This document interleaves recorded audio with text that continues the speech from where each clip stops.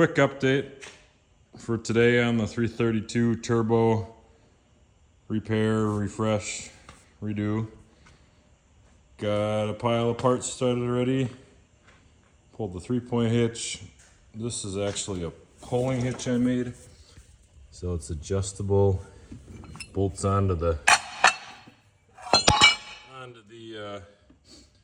hitch here and then to the back of the differential with those 3 holes, which are used for like the rear PTO setup.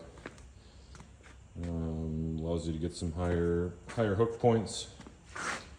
I do some occasional pulling, just exhibition, so something to play around with.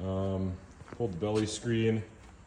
Wasn't too terribly bad. You know, the holes are really small, and of course everything that has oil in it's above them. So I originally was kind of worried that this is all caked up with oil, but I think what it is this hose here goes back to the filler, and usually I top this thing off before I go to plow days or tractor shows. It spends a lot of time bouncing down the road, bouncing in the fields.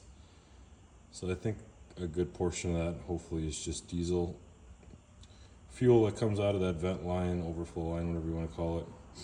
And it kind of just lays, you know, right there where everything is. Gets flung around by the drive shaft. So I gotta clean everything up good. It's like 40 degrees in Wisconsin in January, so take advantage of it. Lift the gas tank up, or fuel tank, and hose everything down.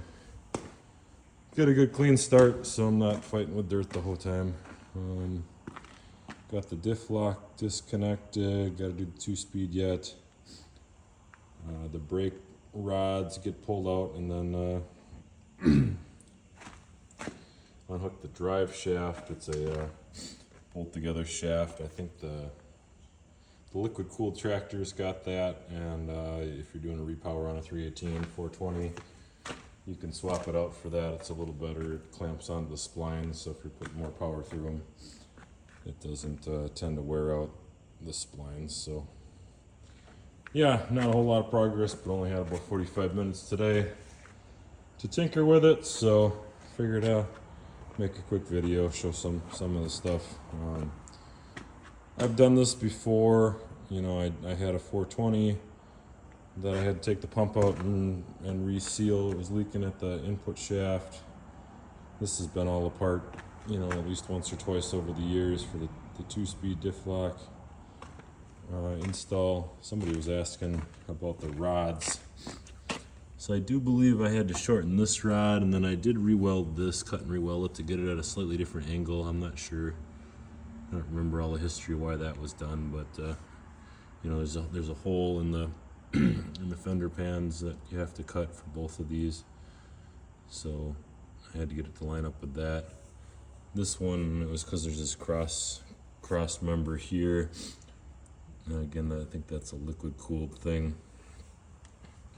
The whole dash is different. It bumps out for the radiator and whatnot. So you'd have to use your own imagination on like a 318 if you were going to do the swap. But yeah, so that's where I'm at. I'll keep putting out videos. So if you like what you see, hit the subscribe button and you'll see progress.